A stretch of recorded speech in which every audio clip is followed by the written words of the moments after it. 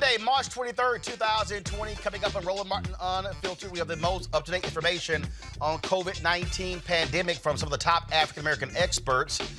The first black Surgeon General of the United States, Dr. Joseph Elders, will join us to talk about what the government should be doing and what we should be doing for ourselves. Also, Congresswoman Yvette Clarke of New York is here to talk about what the statewide shutdown means for New York residents. Congresswoman Eddie Bernice Johnson, the first nurse ever elected to Congress, will join us about the lack of supplies for medical personnel. Plus, should we be self-testing for the coronavirus? We meet a black man who is building ventilators who says we absolutely should. And how dangerous is it for prisoners during this outbreak and what should be done about it? We'll talk to an expert. Reverend Dr. William Barber is launching a digital Poor People's campaign. He is here to tell us all about it. Folks, it's a jam-packed show. It's time to bring the funk. I'm Roland Martin Unfiltered. Let's go. He's got it. Whatever the biz, he's on it. Whatever it is, he's got the scoop, the fact, the find. And when it breaks, he's right on time and it's rolling. Best believe he's knowing. Putting it down from sports to news to politics. With entertainment just for kicks, he's rolling. It's Uncle Roro, y'all. It's Roland Martin, rolling with Roland now. He's funk, he's fresh, he's real, the best, you know he's Roland Martin now.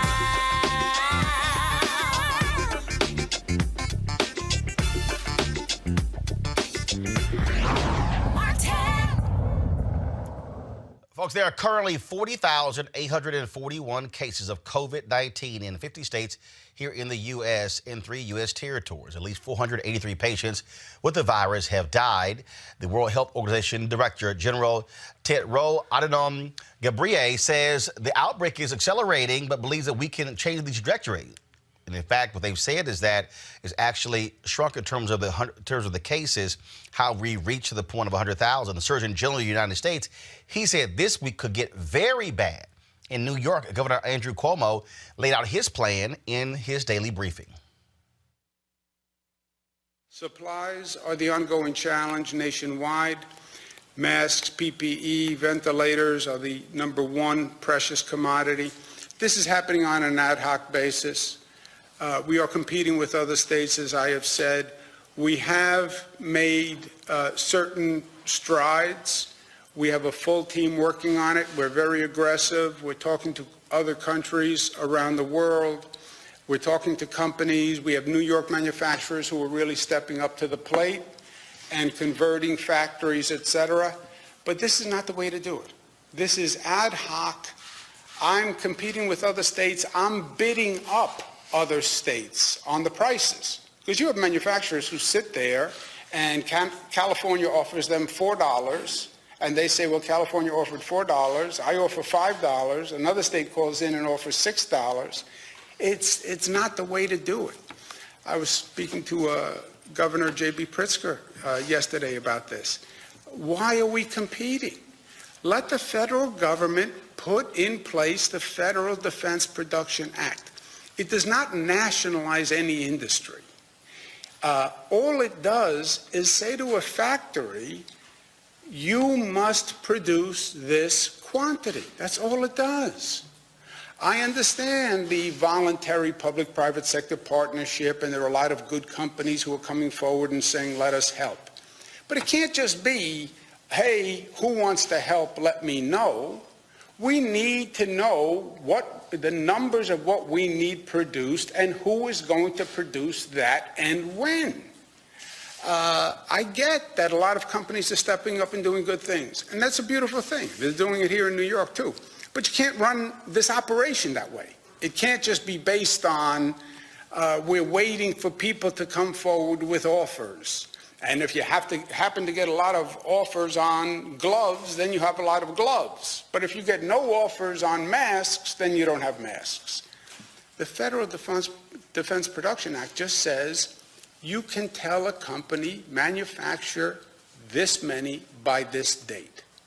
Yes, it is an assertion of government power on private sector companies. Yes. But so what? This is a national emergency. and you're paying the private sector company. They're going to produce a good, and they're going to get paid. And by the way, they're going to get paid handsomely. You cannot continue to do these supplies on an ad hoc. Those medical experts are sounding the alarm about the lack of test kits, even though Donald Trump says it's no big deal. Well, we're testing everybody that we need to test. We're finding very little problem. And I'm very concerned because we don't have enough testing kits. It's very likely that there are a lot more people in the U.S. who have coronavirus, but we're just not testing for it. We'll have over 1 million tests in the field today, about 1.5 million test kits going out as we speak. That by the end of the week, they should be able to get out about 75,000 tests. You had mentioned 4 million tests before. 4 million. By the end of the week, hopefully. Anybody that needs a test gets a test. They're there. They have the test. The idea of anybody getting it, we're not set up for that. People should not say, if you want a test, you go get a test right now. We've got a long way to be able to go to be able to get rapid, efficient testing. 1.4 million tests on board next week. We expect at least 2 million next week. When will every American who needs a test get a test? You're hearing very positive things about testing. There are Americans, though, who say that they have symptoms and they can't get tests. Well, okay. What do you say to the Americans who are saying that they have symptoms? I understand and empathize with the people who rightfully are saying, I'm trying to get a test and I can't. So is that a way of saying we are not yet at a point where we are meeting the demand pressure? Well, the answer is yes, John. We are not there yet because otherwise people would be never calling up saying they can't get a test.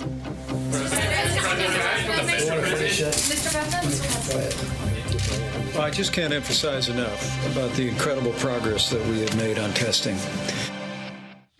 All right, folks, the White House right now is having their live news conference. Let's go to it. And if Trump starts lying, we're going to correct him. Asian American community in the United States and all around the world. They're amazing people, and the spreading of the virus is not their fault in any way, shape, or form. They're working closely with us to get rid of it. We will prevail together. It's very important. From the beginning, we have been working closely with our nation's best scientists and medical professionals, and we will continue to do so until we have defeated the virus. Our public health experts, who are terrific, are studying the variation in the disease across the country, and we will be using data to recommend new protocols to allow local economies to cautiously resume their activity at the appropriate time. We also have a large team working on what the next steps will be once the medical community gives a region the okay, meaning the okay to get going, to get back. Let's go to work. Our country wasn't built to be shut down. This is not a country that was built for this. It was not built to be shut down. My administration continues to work with Democrats and Republicans to reach an agreement on an urgent relief bill for the millions of American workers and small businesses and large businesses that were badly affected by the medical difficulty that we've had.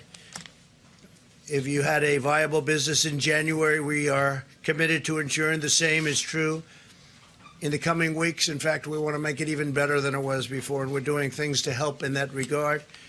America will again and soon be open for business, very soon. A lot sooner than 3 or 4 months that somebody was suggesting. A lot sooner. We cannot let the cure be worse than the problem itself. We're not going to let the cure be worse than the problem.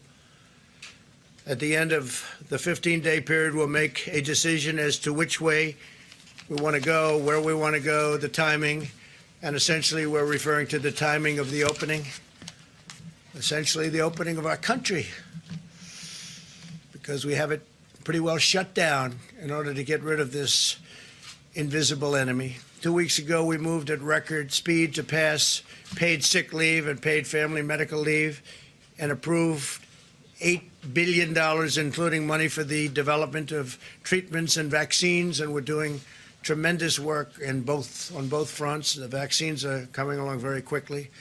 Now Congress must demonstrate the same bipartisanship again and join together to pass the Senate bill as written and avoid playing any more partisan games. They have to get together and just stop with the partisan politics.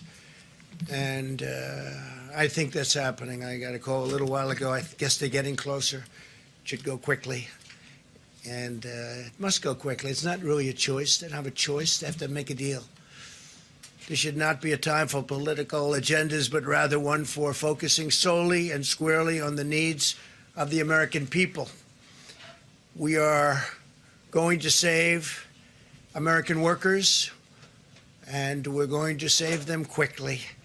And we're going to save our great American companies, both small and large. This was a medical problem.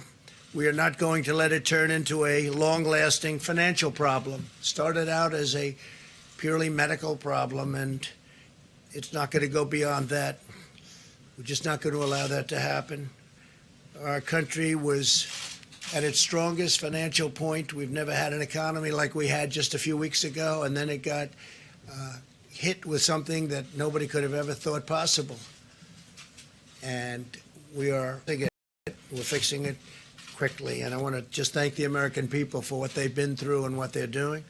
Our country will be stronger than ever before, and we fully anticipate that, and it won't be that long. Let me provide you with an update on critical supplies. FEMA is distributing 8 million N95 respirator masks and 13.3 million surgical masks across the country right now.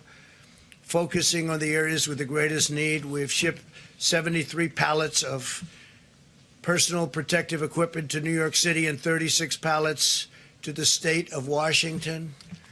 In the past 96 hours, FEMA has also received donations of approximately 6.5 million masks. We're having millions and millions of masks made. Folks, y'all can do this here. Just drop the audio down on them. You can just come back to me. Joining us right now is kill the audio of that feed. Keep the feed up. Just kill the audio. Joining us right now is Congresswoman Yvette Clarke from the state of New York. Glad to have her here at Roland Martin Unfiltered. Congresswoman, when you listen to what Donald Trump is saying, okay, well, it looks like we lost Congresswoman Clarke. Be sure to let me know we have her back. We have Congresswoman Eddie Bernice Johnson of Texas. Okay, Congresswoman Johnson. I think we may be back, Roland. There we go. There we go. Congresswoman Clarke. Congresswoman Clarke, glad to have you here. So first and foremost, Congresswoman, you just heard Donald Trump sitting here talking about what they're doing for New York. New York has become ground zero, if you will, for the coronavirus pandemic here in New York. Is this administration, as far as you're concerned, that has been late to the game? All of a sudden, he says he's taking it seriously, but now they want to roll back the social distancing, which, according to experts, that's actually helping to end this crisis. Well, you know, that's not going to happen, Roland. We are following the leadership of our mayor and our governor here, who have their fingers on the pulse of what's happening in our state and in our city. And we are just at the beginning of this crisis in New York City, because we live densely populated. We are in a vertical city, and the virus is spreading. So what are we doing here? We are telling people to stay home for those who have a home to go to, because we've got multiple layers of challenge in a city like New York, where we have a significant homeless population, a significant homeless youth population, and being able to provide shelter for everyone that maintains social distancing, that creates an opportunity for them to, shelter in place, to be to adhere to all of our sanitary requirements, washing their hands, keeping their hands away from their face, having sanitized their environments. And it's a mammoth task here in the city of New York, and we are focused on getting our folks to shelter in place, for lack of a better term, basically stay home and only access essential services and things that they may need to be sheltered. Okay, Congresswoman, you just heard your governor talk about the National Defense Production Act. Donald Trump refuses to invoke it. And what's happening is these people who are making masks and ventilators, they're jacking the prices up and making these states compete, if you will. And it's sort of like, hey, survival of the fittest. Isn't the point of the law? Is it the point of the law in order to get people to not do that? That's the problem when you have an incompetent individual in the White House right now.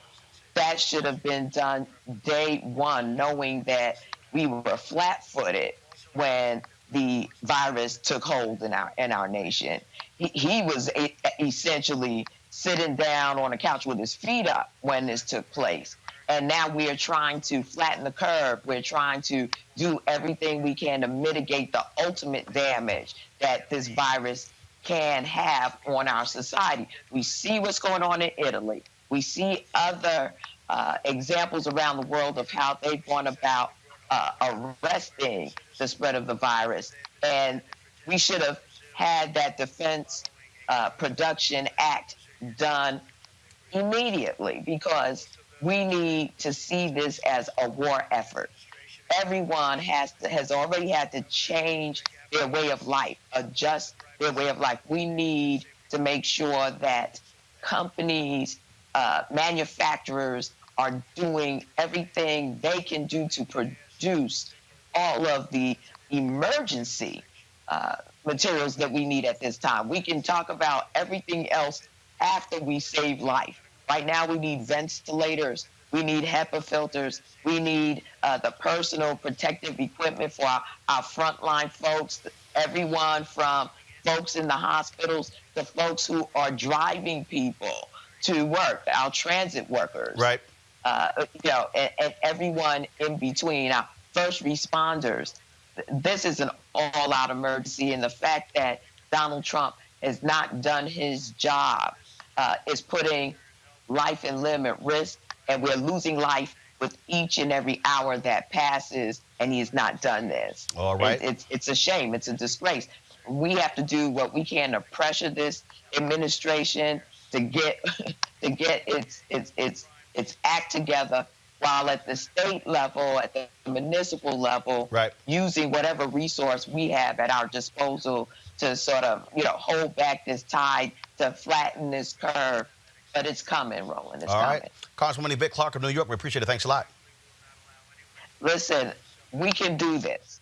There's no doubt in my mind that the people who are engaged in helping us to navigate this are doing everything in their efforts. It's up to each and every one of us to do our part right now. And I know that the Black community is ready to comply and do whatever it takes to make sure that our seniors are protected, that our most vulnerable in terms of their health care is protected.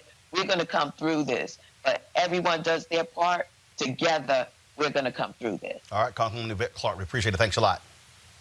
Thank you, Roland. All right, folks, let's go now to Congresswoman Eddie Bernice Johnson of Texas. She is the first nurse ever elected to Congress. Congresswoman, what are you hearing from the nursing community when it comes to how they are dealing with shortages of gowns and masks and ventilators? What are you hearing? Well, there's great shortage, and nurses are the most important caregivers. They spend more time with patients than anyone else. I think it's important that they are furnished what they're needed. I know that locally there's been great push on getting the appropriate attire and protection. We're beginning to see more and more cases, and so we know that we're in for a while. And we must know that we must get protection for our first-line caregivers. If all of our nurses get sick, there would be no place to go to treat the people. So we know how important it is, and nurses know that as well. When you also hear what's happening on Capitol Hill in terms of the bill over in the Senate, of course, it did not be closer for a second time. Democrats are saying that the Republican bill is frankly filled with too much pork for corporations. What say you? Well, I agree with what they're saying. I remember the last time we had a bailout, the people didn't get any money put down to their level. They simply bought back all of their stock, and all of the good words that they said as the money came in didn't happen. The workers did not get any attention. It all stopped at the top. That is what the Democrats are trying to make sure does not happen this time. And I am not for giving away this money for a bailout. I am for making a loan for the money with specifics so that it goes directly to the service and directly to the people that causes the service to happen. Last question for you. Again, moving forward, you hear Donald Trump saying that they may make a decision to stop the social distancing. He's talking about how's impact on the economy. As a nurse, is that a bad idea when you hear the Surgeon General who says that this week could be the worst yet? Well, I tell you what, I'm inclined to go with the researchers and the knowledgeable people. It is bigger than just having some income at this time. We've got to save lives, and that must be number one. If we had kept the program in place that President Obama put in place when we first heard about the coming pandemic, we would be further along in trying to address it. Some of the same scientists that has disagreed with the president that he's eliminated from his first team now were the ones who were ready to go after the research at that time. But because the funds being taken away, they were not able to get to their work. So here we are in the middle of the pandemic, and we should be focusing on stopping the virus rather than paying for the damage of the virus. But now that we've gotten here, we've got to pay for the damage of the virus, but we cannot forget we must stop the virus. All right. Congresswoman Eddie Johnson, we appreciate it. Thanks a lot. Thank you. All right, folks, let's go back live to the White House. Attorney General William Barr is now speaking. Let's hear what he has to say.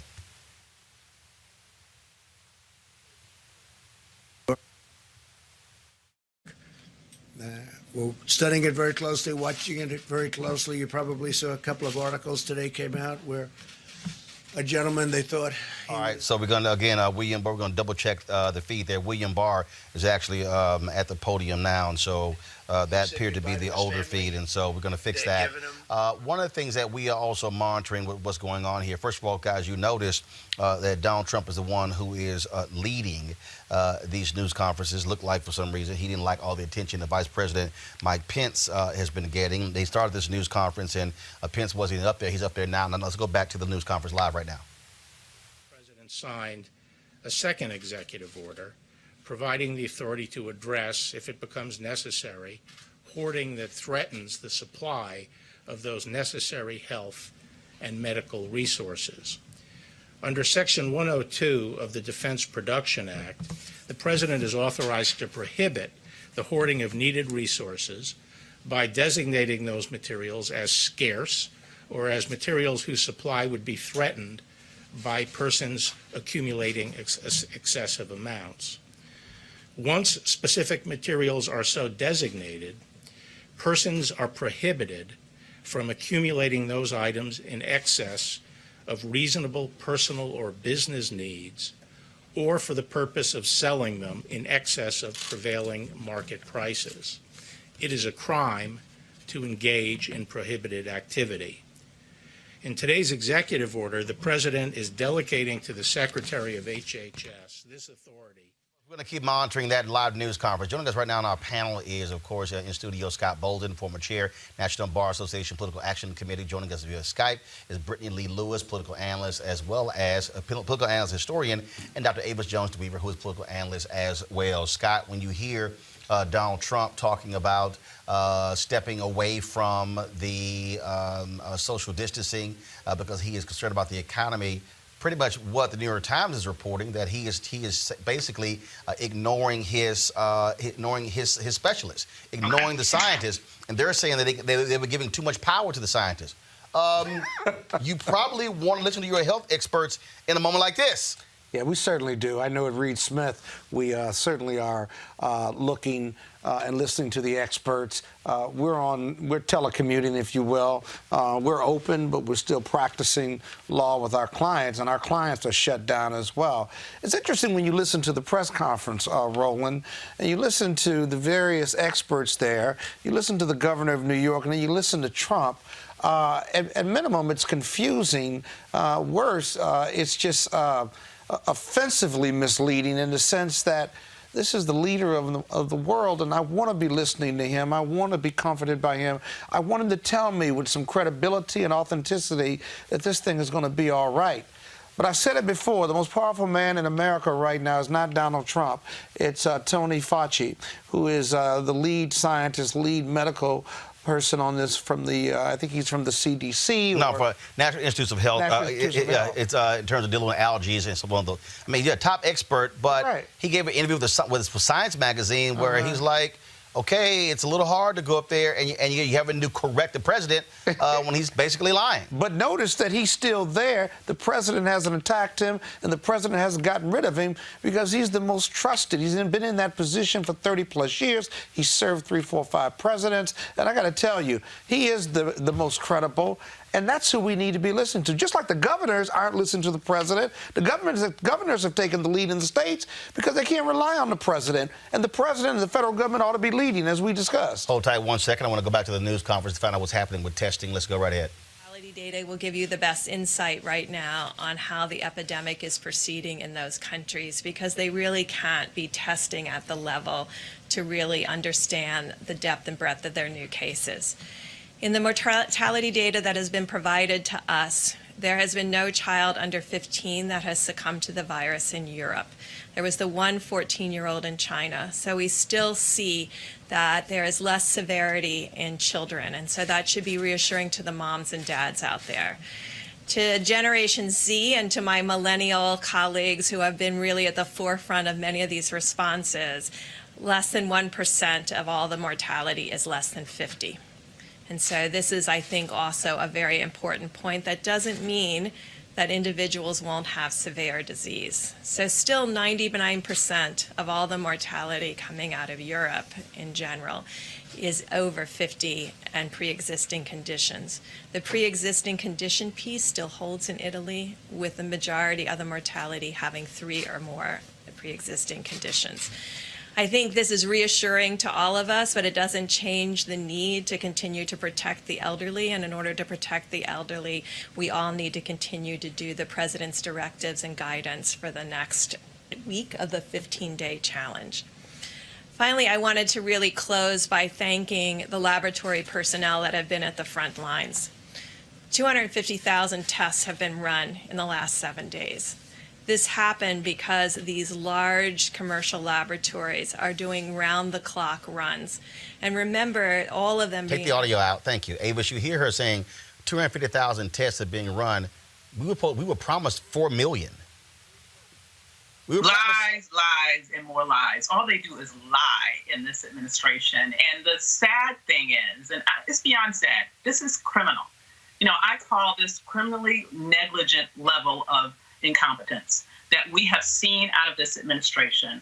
They continue to sort of dangle this promise of testing in front of the American populace, and they never live up to getting anywhere near what they're promising.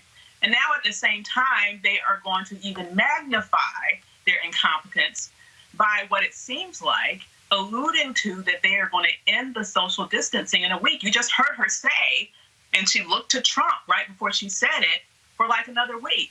It's as if they will not be satisfied until they definitely kill millions of people in this nation because of their utter incompetence. And it's time for him to go. Honestly, I wish someone would invoke the 25th Amendment, because clearly he presents a clear and present danger to this nation and to the citizens of this nation. He is not a wartime president. He is a president who, through his incompetence, is committing a one-man war against the citizens of this nation. I want to go to Brittany. Brittany, when we see what is happening with all of a sudden now the Trump administration sending these signals, it's all about the economy. You know, we can't destroy our economy because of this. But you have more states who are now saying shelter in place. We had California, we had New York State, Illinois. Now we have Massachusetts. Now we have Michigan. More and more states are saying this is where we have to go. Dallas County has issued that order. So states and counties and mayors are looking towards this. Donald Trump says, "Oh, we pretty much got the nation shut down." No, we don't. we absolutely do not. you still have people who are congregating. Just this weekend, these dumbasses in D.C. were literally walking around about the cherry blossoms. I don't give a damn about some cherry blossoms. Now, look, it was gorgeous in D.C., 72 degrees. There's no way in hell I'm about to risk my damn health by going to see some damn cherry blossoms.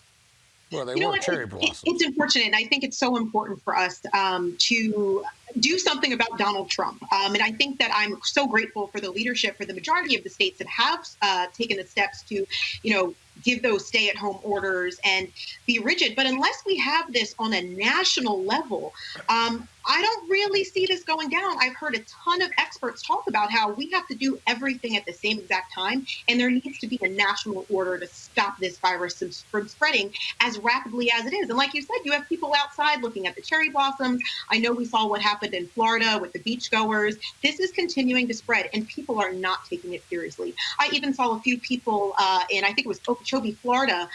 There was a politician there who was saying that we can kill the virus with a blow dryer. And it's those type of things that are extremely scary, and which is why we need excellent leadership coming down from the federal level to control this. Again, folks, this is the sort of the nonsense that was happening this week in D.C. when I talk about all those people who were out. Actually, when I was coming into office, looks like the police finally used some common sense. And so pretty much all around the National Mall, it was blocked off with police. It's just amazing, again, to actually listen to what is happening, listen to with this administration and these mixed signals that they are sending.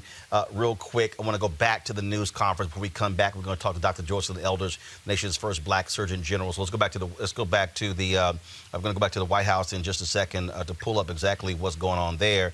I think Mike Pence is now talking. So folks, go ahead and pull it up. The federal government are brought to bear. The president wanted us to make it clear that the federal government will do whatever it takes to support an effort that is locally executed, state managed, and federally supported. We reiterated that to our governors today, listened to them about their specific needs, and frankly, made it clear to them that while the president has published at coronavirus.gov the 15 days to slow the spread for every American, and millions of Americans are addressing these common sense guidelines to prevent the spread of the coronavirus in the days ahead. We made it clear to the governors that this president and this administration fully supports decisions that governors are making in communities and states that are particularly impacted by the spread of the coronavirus, and we are grateful for their efforts. We also spoke to the governors about the importance of the legislation that is currently being negotiated on Capitol Hill. And asked them to encourage members of the House and the Senate to move very quickly. The bill that is currently being negotiated, the president said that he believes will be resolved soon, and we're encouraged by it. We'll speed direct. We're going to dip back out of that. I want to pull up right now the nation's first Black Surgeon General, Dr. Joycelyn Elders of Arkansas. Dr. Elders, how you doing? Fine. How are you? Certainly glad to see you since we were together at graduation at Philander Smith. Yes. And so we were honored, and so was I. First and foremost, as a woman who has served in that capacity as a nation's Surgeon General, to listen to Donald Trump and these political leaders now say they may walk back the social distancing, which Dr. Fauci and others have been saying is important. He was on the Today Show this morning, I'm going to pull the clip up in a second, saying that might have to continue for several more weeks so we can get ahead of this. But you have folks like Trump, Larry Kudlow, they're so concerned about the stock market that they say, oh, we shouldn't allow this to kill our economy. What say you? Roland, we've got to listen to the scientists. We can't afford to listen to people who really don't know the science and don't know what they're talking about. I very much, I realize Mr. Trump is our president, but we've got to listen to the scientists on this. And we know that we can't afford to be worrying about the stock market when we need to be worrying about saving the lives of millions of people. If we do not get ahead of this virus, well, we can contaminate our whole country, and then, we can lose millions and millions of lives. So I say that we need to really listen to what's been said on the things we need to do to protect our health. We've got to make sure that we abide by all the rules.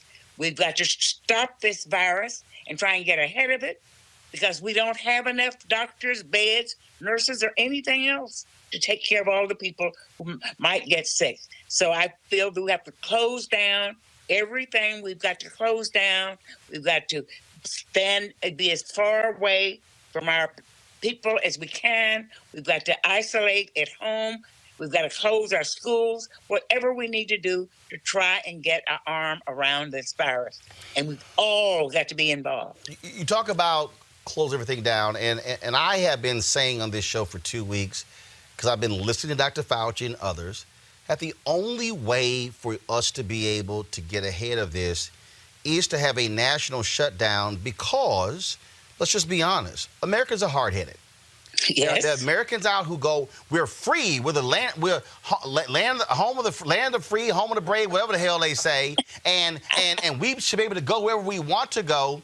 But the bottom line is this here: if you don't know who's sick, if you've got people who are asymptomatic but they actually have it, then you got people who are showing symptoms but they can't get a test. When you have the administration saying that we were supposed to have 4,000 and 5,000 tests, when you heard the doctor there just say they've only run 250,000 tests so far, these private laboratories, is that we still have not reached critical mass to have an understanding of where we are. You look at what's happening in New York, you look at the governor of California, you look at people who are saying that upwards of half of the country could very well have the coronavirus, not enough ventilators.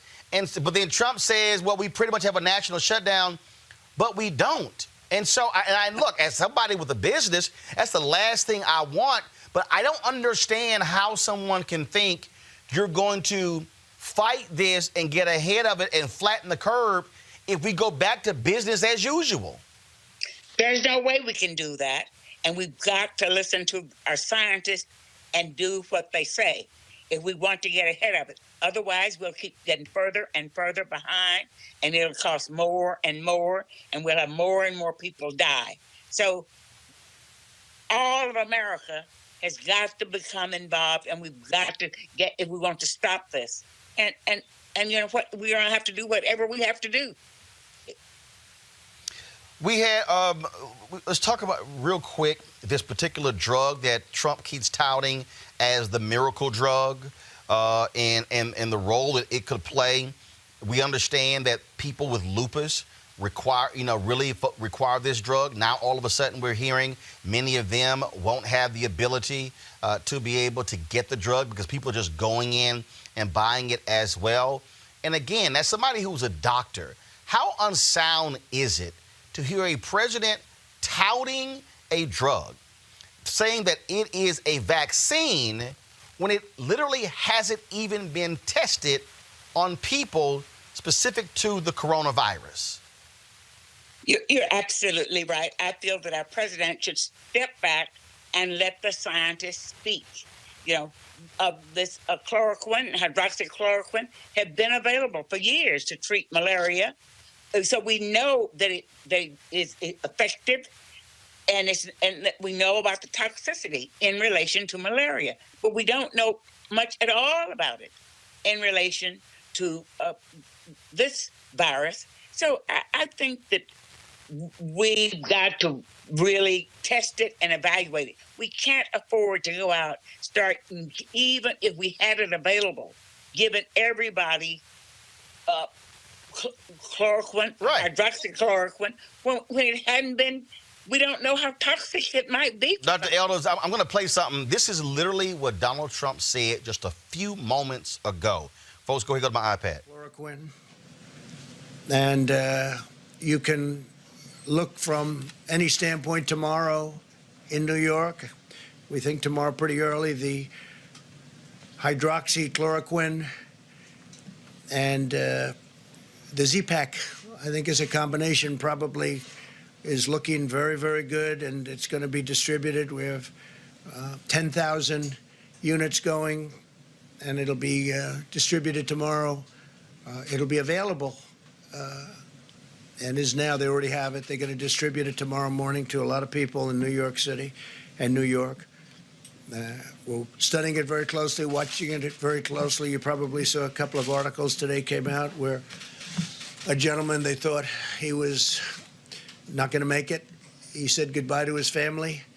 They had given him the drug just a little while before, but he thought it was over. His family thought he was going to die. And a number of hours later, he woke up, felt good. Then he woke up again, and he felt really good, and he's in good shape. And he's very happy for this particular drug that we got approved in record-setting time. There's never been anything even close to it. And I want to thank the FDA, which has been incredible. Again, Dr. Elder, he's talking about one dude. We can't go on one patient. When you're talking about using it on tens of thousands or even millions of people, we've got to listen to Dr. Fauci and do the studies. We cannot afford to go around treating one patient and looking at the results. That patient might have gotten well anyway. It is just certainly sad to watch again. And here for me is real basic. Look, I've had black doctors my entire life, and if I'm having a health issue, and I got a choice between my doctor and my lawyer and my mechanic, I damn sure not gonna listen to the mechanic and the lawyer about something dealing with my health. You're absolutely right, and this is what we've got to stop listening to all these myths and fairy tales, and the leader of our country has got to stop shopping myths. In fact, I want to play this for you. That was a commissioners meeting in Florida where this county commissioner literally started spouting something he heard on that crazy right-wing network Donald Trump loves. As a matter of fact, a black woman sent me a tweet as well saying, hey, they say you can use a blow dryer that will actually stop the coronavirus. Y'all play that video, please. This might sound kind of silly, but being in the medical field that I was as a paramedic, it started to make a lot of sense.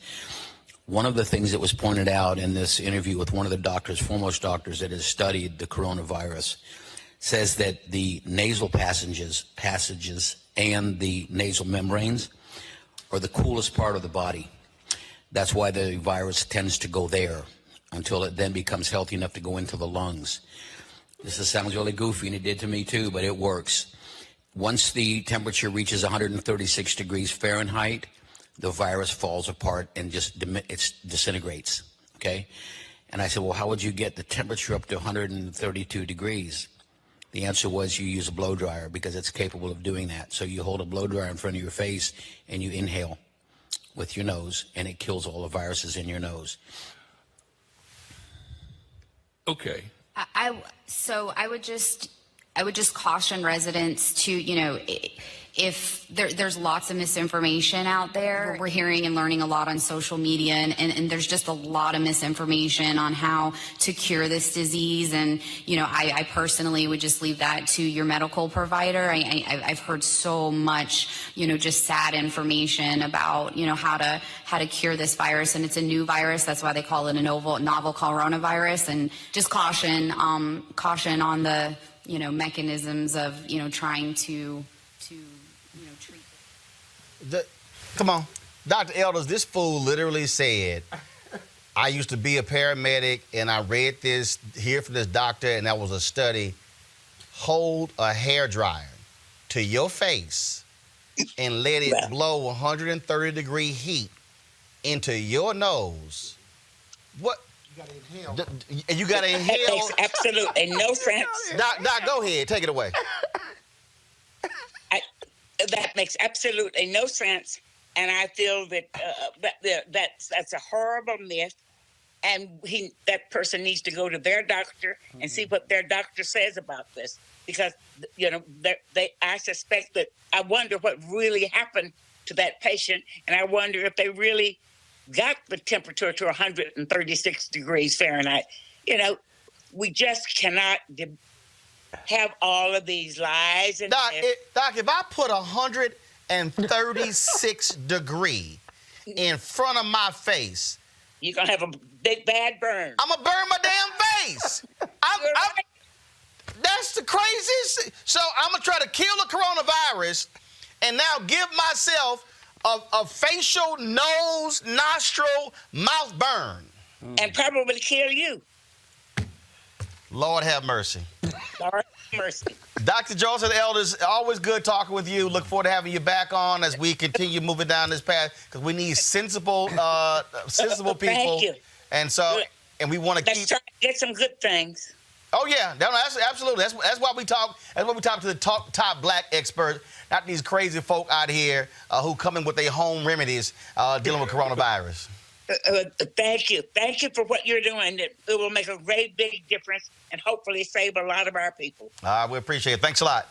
Thank you. All right, I'm gonna go back to my panel, Scott. This is the thing that is amazing. You're seeing this is a person who is an elected official, a county in Florida, and this dumbass is literally saying, and it came from y'all, that OANN network, that far right wing network, and y'all gotta understand, you got crazy ass Jim Baker out there selling coronavirus cures live.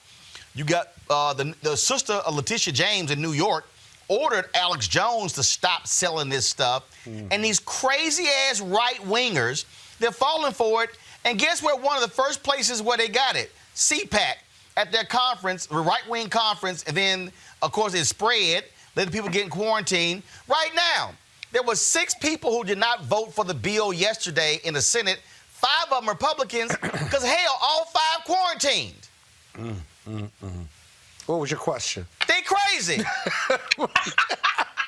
Well, Roland, of course they are. It's interesting that the Republicans seem to be getting this coronavirus more than any other political group. I'm not talking crazy. I'm just saying the ones that are quarantined are the ones who aren't taking any of those precautions. The gentleman that you just ran the tape on, God bless Joycelyn Elders. I mean, she's a senior of ours in this country right now, still sharp as ever, without a doubt. But it's just practical sense. He actually said that publicly. The speaker after him tried to say, everybody just go to the doctor. But he actually said that publicly with some deep belief system. So we know that's not working. I'd urge your viewers and listeners, just be practical, right? Don't go out. Use Purell. Use gloves, if you will. I don't know what the debate is on the mask. I got lost on the whole debate of whether a mask works or not. But self-quarantine until we get through this. It makes no sense to take those types of chances. Brittany, because first of all, it was a black woman who sent me that blow dry, and I told her, "You got your damn mind." Where's the tape? I said, don't. Where's the black woman tape? I said, don't say that. I said, don't say that to nobody else. I said, don't do that. And I'm saying, if you put a blow dry in front, first of all, y'all, this person literally said, imagine this is a blow dry, and I'm gonna put the blow dryer that close to my nose. Put it on high. And put that sucker on high, 136 degrees. Your ass, you gonna burn the inside of your mouth, the outside, your lips, your nostrils. Brittany, go ahead. It's really scary. I mean, first off, what does it say about some of our elected officials and their inability to discern correct information, peer-reviewed information, scientifically studied and sealed information? I mean, it's scary to think that you have an elected official getting their information from the far right-wing sources.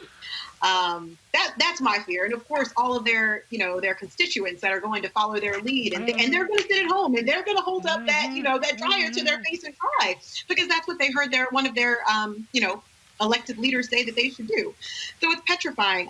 All I can do is caution the American people to listen to the scientists, listen to the medical professionals, listen to our healthcare workers and leaders, because some of our administration, and our elected officials just don't know what's going on. Avis, and I'm gonna need black people, Avis, to stop sending around these dumbass recipes from their great-grandmama and their grandmama and their granddaddy that came from the country.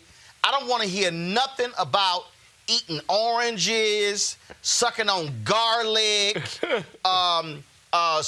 swallowing Vicks Vapor Rub. I mean, stop. Don't forget Robitussin. Stop. Wait, what was that? Don't forget what? They trying to look out for you, Roland. They want to keep you healthy. This is not the cold. Yeah, I know. I've been getting some texts and inboxes on social media, and I know people have the best of intentions, and these, they're trying to look out for you. But the bottom line is this: now is the time to really sort of prioritize medical science and what you're hearing from reputable sources. But what we are seeing it play out in real time, I think A. Scott Bolden hit the nail on the head when he mentioned, he said it kind of facetiously, but it's actually true, that we are seeing a political divide, at least in terms of the politicians that we know. We don't know in terms of the general population who has it and what their political leanings are. But we are seeing, for example, more Republicans than Democrats on Capitol Hill that seem to be either quarantined or testing or already found to have this infection, like, Paul Ryan. It is, to me, it's sad to say this, but to me, it's kind of like the chickens coming home to roost. Because this is a political party that has waged war against science for years. It's the same political party that literally went so far as to ban words, for example, like climate change, because they didn't want the science to be shared. It's also a political party that has peddled in conspiracy theories for years for their own political gain all the way up until today. It's a political party that has created a propaganda arm whose very purpose is to spread lies. And that particular propaganda arm, just a couple of weeks ago, was telling millions of people over and over and over again that this issue was a hoax, that coronavirus wasn't real, that it was some Democratic conspiracy to make the president look bad. And so when you have people who specifically have made it their political sort of whooping boy to always claim that science doesn't matter, to claim that people who actually go and study things and know more about something than they do are somehow bad people, and people who have built a political empire based on lies, when you have a moment where they can't lie their way out of it, because the virus doesn't care that you don't believe it's true, it's still there. Then you have a situation where no matter how many lies they tell, the truth is going to come out. And so the chickens, unfortunately, are coming home to roost. But the bad thing is, because they've done such a good job of brainwashing their constituency, their lack of ability to decipher facts from fiction will put the rest of us at risk. So that's the real tragedy here. It's not just their sort of evil nature in spreading lies that have now created a situation where people don't even believe the truth. It's the fact that because of their negligence, they are putting us all in danger, because they have millions of people who are literally unable to decipher fact from fiction. First of all, I'm monitoring this news conference. First of all, what's happening is folks are asking questions. First, again, if you're asking Donald Trump a question right now, it's really a waste of your damn breath. So let's go back. Let's see what he's lying about right now. Called me today. We're going to be helping them out in Illinois. We're doing a lot of things in Florida. We're doing a lot of things, and between FEMA and the Army Corps of Engineers and the Admiral in your group, in terms of the purchasing, that's what he does. He purchases. He's supposed to be great. I'll tell you in about 2 days. But he's going to do a fantastic job. So we have an incredibly talented group of people. But yeah, we'll be doing 2 things and 3 things at one time. Well, at the same time, though, we're going to be watching very closely the hotspots. We're going to be taking care and watching very closely our senior citizens, especially those with a problem or an illness. We're going to be watching them very, very closely. And we can do that and have an open economy, have an open country. And we have to do that because that causes other problems. And maybe it causes much bigger problems than the problem we're talking about now. You understand? Jeff, please. Mr. President, following up on that same topic and on your tweet, do you think that the cure so far has been worse than the problem? I think the cure has been very tough. This has been this was an operation. This was somebody going to a doctor and saying, you need an operation. And we've had an operation. We've learned a lot. And we fixed a lot of problems. One of the things we fixed is, if you look at the obsolete system that this administration inherited, it wasn't meant for this. It was meant for a small group of people, and even for that, it was not very good and very obsolete. We now have a testing program now that will hopefully be able to be used for many years into the future. Should we have another event like this? I don't think you'll have another event like this. This is very unique. You look back into time, you look back decades and decades. We can name them all, even if you go back 10 years. You know, you go back to... Come on, Avis, before you go. Avis is not there. Brittany, I'm going to go to Brittany and Scott. This fool literally just said, I doubt we're going to see this again. Brittany, I mean, literally. Brittany, go take it. You can go first. Literally, experts are saying that the greatest threat to our future are going to be these type of viruses. We're going to continue to see them. And this is why we have a national pandemic team. I mean, until he, dismantled it in 2018. This is why we have a national team to continue to handle these crises. This is not the first one. I don't know what he's talking about. Historically, we have had tons of pandemics, but this won't be the last one. So again, he's giving misinformed and just incorrect information. And what's crazy to me is listening to him speak, and he's constantly trying to throw blame on others. First off, Donald Trump, we know that we're in this situation as a result of you dismantling the pandemic team, cutting funding to the CDC, dragging your feet, telling people that this is a Democratic host, not putting in the order for the Defense Production Act, all of the things that all of these people are telling you should have been done and need to be done. But to hear him blame President Obama and his administration, to hear him blame, China, to hear him say that this is the Chinese virus, it's offensive, and it's getting away from what actually needs to be done. It's not about you, Donald Trump. It's about the millions of people that are going to be affected, that have been affected, and people that are scared to lose their lives. Scott. Donald Trump, have you ever heard of Ebola, SARS, the Black Plague, the bubonic plague, if you will? Even more recently, what else is it? E1N, you name it. We've had pandemics that have not hit the U.S., but hit other parts of the country, and we've helped people beat these pandemics back. But this is not something that is super unique. It's super unique because we didn't prepare for it. That's a big difference, if you will. And, it's pretty bad when a lawyer like me, Roland, can raise 5 or 6 pandemics, and I'm not even a doctor or a scientist, someone you would listen to. But the fact of the matter is, even if you read and have an ounce of intelligence, and you read what experts are saying, the greatest threat, as you said, to our civilization, to our economy, are these pandemics that we don't pay attention to. And so I hope America pays attention to where we are right now, because I do think it's going to get worse before it gets better. But what is really troublesome, more than troublesome, is that there's a strong feeling by most Americans, and in my community, that this could have been prevented. The flu strain, the COVID-19 may not have been prevented, but it would not have had this huge impact on us and our communities and the economy. And I think, Roland, the real question is, and I hope you talk about this tonight, is where do we go from here? When we get ahead of it, when the charts that ain't level happening. out. That ain't happening. When it does, though. But no. But here's the problem. It will happen. But hold on the problem. It may take too long. Go right now to the news conference. Listen to what this fool is saying. A hotspot, and we can do both. Now, we may quarantine. I mean, we will be quarantining many people in these areas. There are other areas that just aren't affected, or they're affected very little.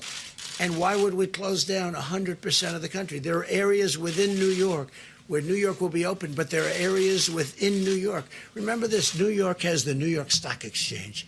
It has NASDAQ. It has the exchanges. To close the New York Stock Exchange and NASDAQ and with all of the great work they're doing, I mean, they've gone largely to computer. You look at the floor, it's incredible what they can do, but it's fully open. But we don't want to be doing that. But we can do, what I'm saying basically is that we can do two things simultaneously. And we've had this incredible learning period. Plus, people have been in a period and they won't be calling, oh, gee, because I've got many, many people that now come to me and say, we get it. We think we can really do it now and do it while we're open. So at some point, we'll be setting some guidelines. We'll be setting some date lines, and we'll be announcing them in the not too distant. Yeah. That's why you're not going to get ahead of it. Oh, but it's worse than that. Watch this. You're not going to get ahead of it, because what this fool is going to do is open it back up, and we're going to have groups and folks in the offices and everything, and then all of a sudden... Okay, so here it is. I'll supplement that. The reason you have pockets where people are, quote, not COVID-19 or don't have corona is because they don't know they have corona, and you don't know they have corona because you don't have it tested. You don't have enough test kits. I said this on the show last week. I want to go get tested. Well, somebody tell me where I go get tested. Oh, you can tell me? But guess what? I got a friend right now. I'm not manifesting symptoms, and I'm not in my 60s, so then they won't even test me. I got a friend. That's why you have pockets of people. I got a former colleague who has had a fever for a week. She can't get a test. Can't get one. You can call hospitals in the DMV. I've called 3 of my doctors. You can't get that test. But again, this is the ignorance. You have pockets where people aren't getting it, but it's only because they don't know they have it because they haven't been tested. So if you got tested, you know. But we can't do the test. That's the killer part of all of this. If we had tests, if we were doing 1 million tests a year, or I'm sorry, 1 million tests a month, 500,000 a month, he might be right. But the tests aren't available. And so that's why you're self-quarantining, because you don't know what you don't know. And that's the curse of how we responded to this. It is crazy. First of all, go back to the news conference. Here's that crazy reporter for OANN. He was talking about how you said, the cure shouldn't be worse than the problem, and he was talking about reopening the businesses, getting the economy going again. What are those difficult trade-offs? Well, it is true. I mean, if he said, I didn't hear him say that, but if he said difficult trade-off, sure, it's less convenient. Before you walk and you hop in the subway and you grab the handle and you go down to wherever you're going on Wall Street and you do all sorts of things and you go in and you open the doors going into your great buildings or into the exchanges, and now you're not going to have to maybe think about doing that, or you're going to think about doing it a different way. No, there are many trade-offs. It's a different life, and maybe it'll remain that way, frankly, after the invisible scourge is gone. Maybe it's going to stay that way. Not a bad thing to stay that way, but no, there are trade-offs. There's no question about that. But I actually think I think in the end we're going to end up being bigger, better, and stronger. We have learned a lot. Please. We're seeing an increase of cases in Latin America, in the Middle East, it's true. in some places in Asia. Are you considering a new round of travel ban? No, we're not really. I mean, something like that could happen, I guess, but we're not really. I'm telling you right now. Y'all, he just up there just making shit up. Just straight up. He's just up there I'm just going to throw out anything. I'm just going to see if it sticks. That's what you're dealing with right now. And the people who are probably going to be most affected are the people who watch Fox News. Matter of fact, an elderly couple in Arizona, I was just seeing the tweet. So that the hydrochlor, whatever he's calling the miracle drug. Well, apparently this elderly couple saw a similar name, and this stuff is used in fish tanks. They inhaled it. The couple inhaled it. The wife has already died. And the man is on the brink of death. This is why you cannot let Donald Trump... Y'all, I'm telling you right now, listen to me. Do not listen to anything that Donald Trump says. Listen to nothing. listen to the experts, okay? If you listen to what this man says, it may put your life at risk. I'm just telling you right now, that's exactly what's going on. All right, folks. As this virus continues to spread, hospitals are finding themselves overwhelmed with requests for tests and ventilators. Unfortunately, in many cases, those things are hard to come by. Joining me now to talk about this is Yobi Benjamin, whose company is in the process of building ventilators for the UK and believes that in-home testing should be allowed in order to take the pressure off of hospitals. So, Yobi, how would that work, this home testing? Has it been approved, or is it now you have to get tested and it must be sent off to a lab? Right now, the current tests that are available in the marketplace are pretty much approved. We have a test kit that's approved, but only if a doctor supervises the collection of mucus samples from patients, either doctor, nurse, nursing aide, or some other medical professional.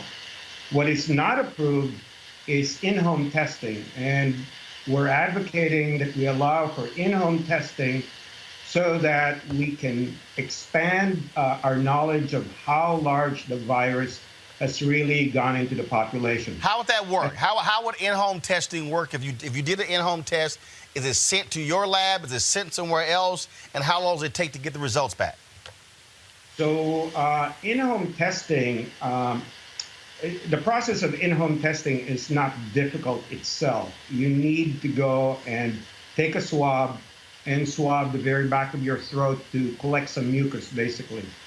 However, the other issue that we face in the testing regimen or the testing supply chain is that it's possible that the package in which a test sample is sent might be contaminated. Our particular product kills the virus and preserves the RNA of the virus for 30 days or beyond. So it can stay on a shelf for 1 day, 2 days, 3 days because of the delay of many tests coming forth. But the other problem, as I said, is happening is you have to treat this test as biohazard. So we have to set up special collection points in various cities so it can be picked up safely and we don't affect our courier drivers, whether they're UPS, US Mail, or so on and so forth. In overall, the test itself, when you bring it to a lab, doesn't really take more than an hour and 45 minutes. Much of the delay that you hear about is not caused by the duration of the test itself, but the complexity of the supply chain. It has nothing to do with the test, because the test itself, many people are saying like, oh, we have a test that's faster, it's 45 minutes, it's by your bedside. But that's not material, really, because the current technology we have, you're able to test a particular sample in maybe an hour and 45 minutes, maybe 2 hours. So that's not material. What's material is fixing the supply chain from how it gets from either a doctor or a patient or an in-home user all the way to the lab and all the way to finishing the PCR test. So as you're looking at this right now, as you're listening to what they're saying, you heard the folks at the White House touting they've tested, 250,000 tests at these private laboratories. I mean, we haven't even hit 1 million. I mean, and these people are acting as if that this thing is solved. I'm not much of a political person, but I will tell you from a science point of view, if you don't know the denominator of this virus, in other words, if you don't know exactly who is sick, or you can't even model it in large numbers, it's very, very difficult to fight. Because as Dr. Elders pointed out, as some of your previous guests have pointed out, many people are asymptomatic. It means they have no signs of the virus. They walk around, they shake hands, they play with their kids, whatever. And frankly, they're shedding virus and infecting people. And that's the real danger. That's why I don't think it's a very good idea to reopen certain parts of the country. Because again, science will point out to you that there are many asymptomatic people walking around, and some of them could be super spreaders. All right. You'll be Benjamin. We certainly appreciate it. Thanks a lot. We'll certainly see what happens, and hopefully these people in the White House are going to figure it out, because, again, Americans are getting sick, Americans are dying, and this is not the time for us to be letting up on social distancing. Thank you very much, Roland. All right, thanks a lot. Folks, we're going to go to a break. We come back, we're going to talk about what's happening in our prisons with a woman who is very much involved in that. A number of people have tested positive for coronavirus in Rikers Prison in New York and others around the country. Are these places being incubators, and could we be seeing inmates put at risk? Also, we'll talk with Reverend Dr. William J. Barber about the digital campaign being launched by the Poor People's Campaign. We'll talk about that, as well as give you the update on Byron Allen's Supreme Court case. Decision came down today. All of that next. Roland Martin Unfiltered, back in a moment. You want to check out Roland Martin Unfiltered? YouTube.com/Roland S. Martin. And subscribe to our YouTube channel. There's only one daily digital show out here that keeps it black and keep it real. It's Roland Martin Unfiltered. See that name right there? Roland Martin Unfiltered. Like, share, and subscribe to our YouTube channel. That's YouTube.com/Roland S. Martin. And don't forget to turn on your notifications so when we go live, you'll know it. All right, folks, let's see how much lines taking place at the White House. Let's go back. Of nasty language toward the Asian Americans in our country, and I don't like that at all. These are incredible people. They love our country, and I'm not going to let it happen. So I just wanted to make that point. Because they're blaming China. People are blaming China, and they are making statements to great American citizens that happen to be of Asian heritage, and I'm not going to let that happen. Please. You say you want to reopen the country, but most schools across the country are closed. 2 states now are closed for the rest of the school year. How are parents supposed to go back to work and educate their children right now? The governors of the various states will have a lot of leeway.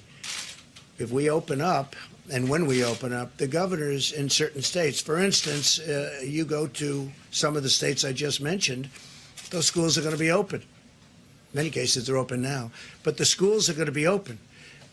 In other cases, Governor Cuomo, Gavin Newsom of California, certain governors are going to maybe have a decision to make. Now, they may make a decision to keep them open in a certain part of New York, and maybe in Westchester County or wherever it may be, they'll keep them closed. But they're going to have leeway. We're giving the governors a lot of leeway. Do you agree with the decision to close it several months out at this point? These governors are saying they're expecting a peak in the next couple of months and have made a decision for the rest governors of the year. are going to make those decisions. That's going to be up to the governors. And they're very capable. They'll be able to make the decisions. Please. Sir, will you explain why a $2 trillion economic stimulus is needed if you are going to reopen the country in a period of weeks, not months? Because the virus has had a big impact on our country. So we're going to give a stimulus so that the workers can live their life. It was not their fault. It wasn't the workers' fault. And we are going to give a kick so that it's a kick. And this way, we think the workers can get a fair start. The small businesses we're taking very good care of. We want to take care of these small businesses. They really are the engine of this country. A lot of people don't know that. You know, everyone thinks of these great, big, beautiful businesses, who, by the way, have been very badly hurt also. But the small businesses have really historically been the engine, and they still are the engine of the country. And you'd be amazed. The workers love those businesses, and the workers contact us, and they want us to help those businesses because that's where they've made their living. That's where they've been paid a lot of money over the years. And, you've been seeing what's happened over the last 3 years where salaries and wages have gone up very substantially for those workers. And then we got caught by this sudden craziness coming into our country and coming all over the world. So we need to make sure that the companies are strong. Y'all, he literally just said the wages of these small business workers have gone up substantially over the last several years. That is a lie. A lie. $2 trillion is my question. Can it be a lie. Save companies that have been. Go back. You're going to have to save various. I mean, you know a lot of the companies yourselves. We have a company that was, I think, the greatest company in the world, named Boeing. Boeing's going to need some help. Now, Boeing had some difficulty before. That's unlike others. We have other companies that didn't have a problem coming in. Boeing had the obvious problem that everybody knows about from a little more than a year ago, a double problem, and it was a big one.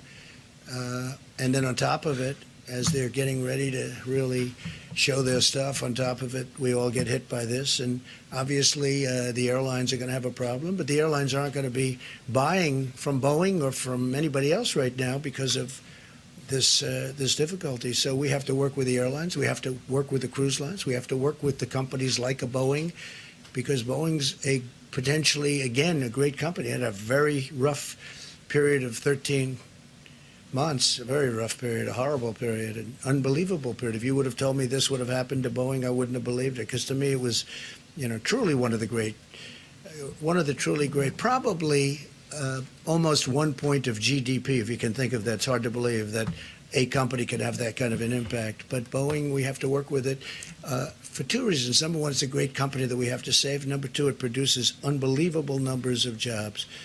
And so, the numbers have to be reflective of that kind of a thing. Please. Boeing is in trouble because of the 737 MAX. And we want building. That's why Boeing's in trouble. Because they rushed a plane out. They've lost billions. They've lost billions on the cutback on the orders of those new planes, and because of the liabilities they got to pay out because of those crashes. Dr. Birx, we seem to be talking about different geographical slopes on this. The curve would be changing. And yet you just said that 20% numbers coming out of New York gives an indication that we don't quite know when the seeds, to use your metaphor, were planted. So how confident are you on the start dates of each curve for each of the geographical areas that the president seems to be indicating will be adjusting the policy for? So that's a very good question. So what we do know is now we can backtrack from people who get very seriously ill to when they probably got infected versus when they were exposed. And so when you start backing out each of those pieces, when you start seeing hospitalized patients, you know that the virus has probably been there for 3 to 4 weeks, substantially circulating within the population. So that's what we're looking for. Now, as all of our testing is improved, and we want to really applaud the group who has worked on it. If you look at the pandemic flu preparedness, all of this was built on a flu platform. It was never, ever thought that you'd have a simultaneous respiratory disease hitting at exactly the same time as your flu hits in the country. And so when you're doing all of your flu surveillance, you could have small cases of these pneumonias and flu-like illnesses. All right, y'all, here's the deal. Okay, we're going to dip out of that. Bottom line is here. One thing that's happening right now across the country, we're seeing the impact of people who are in prisons. Joining us right now is Andrea James, Executive Director of the National Council for Incarcerated and Formerly Incarcerated Women and Girls. Andrea, we're seeing a major outbreak at Rikers Island, other prisons across the country. What are you hearing when it comes to these prisons, how they are protecting inmates? Guys, I can't hear Andrea. Thank you, Mr. Martin, for including our voice. Go ahead. For including our voices on this important issue. As people with direct experience, I think it's really a loss when we don't include us in this conversation. So thank you. We have had an extensive communications network in prisons and jails across the country, mostly for the past week and a half now. Documenting all of the reports that are coming in from women primarily, but also from men in jails and prisons across the country, and it's alarming. We all know as formerly incarcerated people what it's like to even have a cold while we are incarcerated, and so to be faced as incarcerated people now are faced with something as dangerous, as life-threatening as COVID-19 in places such as jails and prisons where there is no social distancing. There's no adequate health care. There's already overcrowding. There's already lack of resources. And there's already lack of humanity that we still, for the most part, we are seeing more and more reports coming in of good things. Just today, the court in New Jersey has ordered that people in jail be temporarily released as a result of COVID-19. And then down the road, as things turn around or turn the corner, whenever that may be, to then consider who amongst those folk would need to, in their discretion of the court's discretion, need to return. But that's a huge gain. That has only come about as a result of all of the intel and all of the voices and the raising of concern that has happened among people inside, connecting with those of us on the outside who are carrying their concerns, and the families of incarcerated people who also are using their voices to raise the alarm that the community does not stop at the prison wall. Our community, for us, incarcerated and formerly incarcerated people, includes all of us, and so should the humanity of this country. Terrible things are happening in jails. There are no masks. There's no soap. There's no running water in some places. People are being pushed into parts of prisons and jails where there are not. It's what we call a dry cell. Those are cells and those are rooms within prisons where there's no toilet, there's no running water. Solitary confinement is being used in many cases to quarantine people who they don't know, because nobody is being tested in the jails. COs are coming down with COVID-19, with the coronavirus. And so this is just a disaster, a human disaster, a human fatality disaster waiting to happen. Are we seeing state officials focus on this, or is it pretty much, look, we got other people to worry about as opposed to people who are sitting in jails and prisons? Because because remember, as I keep telling people, there are 2.3 million people who are incarcerated in the United States, only 200,000 on the federal level. Majority of the people in this country are incarcerated in local, county, and state jails. And so, I mean, we're talking about, that's 2 million people. And all of a sudden, if you're hearing 20 and 30 and 40 people in Rikers Island testing positive for coronavirus, then you start going to other prisons, I mean, you're going to see a significant outbreak in America's prison and jails. That's right. And so there's an increasing number of state administrators who oversee jails and prisons who are coming out in favor of release. Some of it's coming out in the form of releasing in certain categories, such as elderly and the people with already compromised immune systems.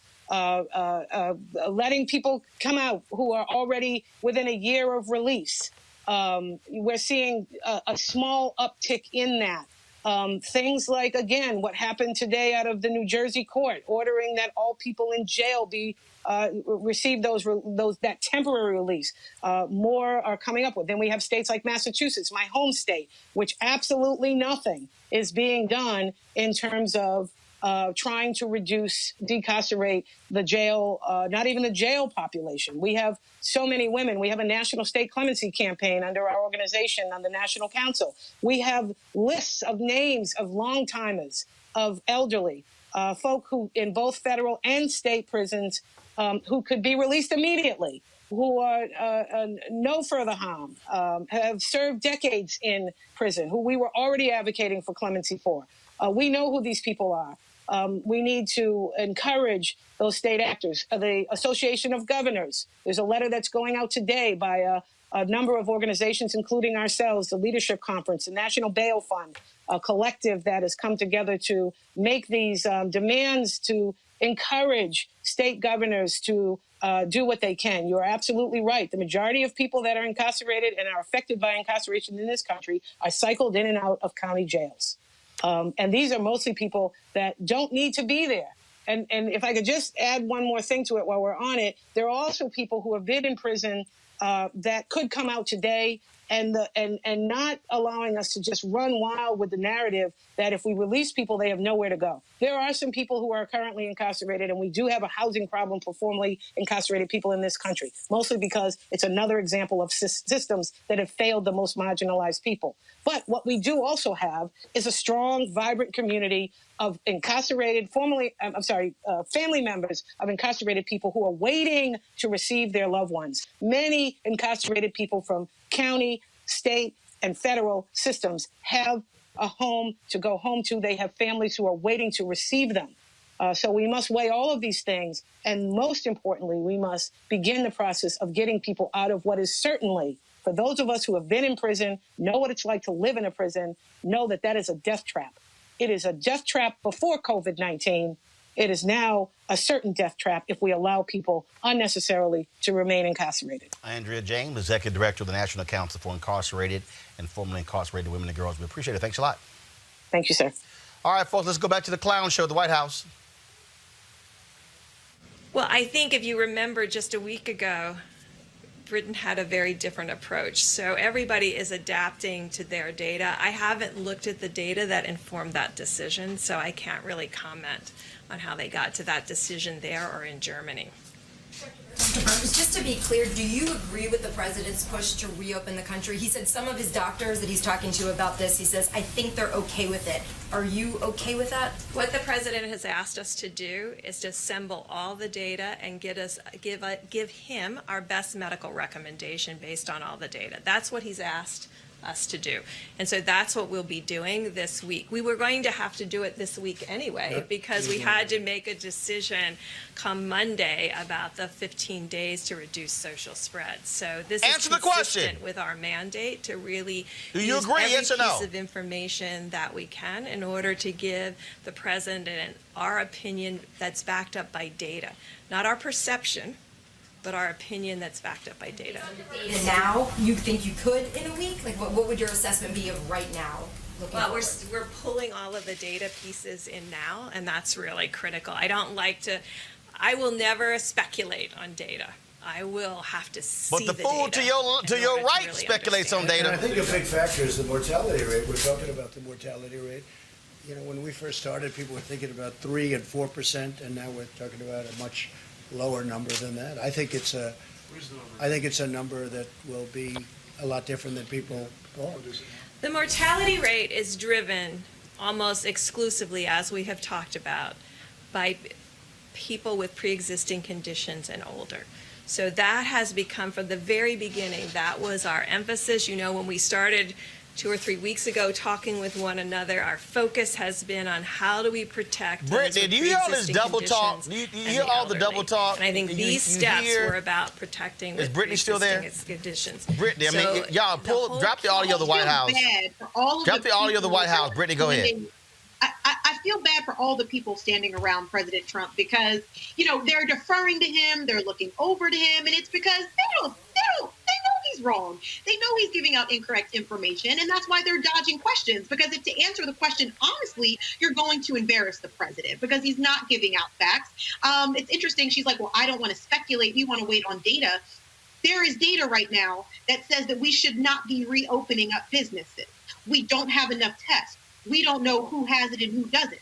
So it's very clear that she's actively dodging questions and deferring to the president because the information that she would give would probably be counter to what he's telling people. Well, and the other thing that's also crazy about this whole deal is that they're asking him about the schools reopening and stuff like those, and he's like, well, it's going to be up to the governors. The woman asked, so if people go back to work and the kids are out of school, the governors have already made that decision, then what are you going to do? And guess what? Trump has to, here's what people don't understand. Trump has no power over the schools. He's no power over the schools. Okay? So if Virginia or North Carolina or South Carolina or California or New York chooses, and he keeps saying this shutdown up to the governors. The governors are the one who have issued shelter-in-place orders. There's no national shelter-in-place order. Hello. It's very scary thinking about, you know, locally executed, state mandated, and federally supported, the way they're saying it. It's truly petrifying. And I don't know what we're going to do. And I think that, you know, him talking about, well, we're going to kind of base it off of certain states.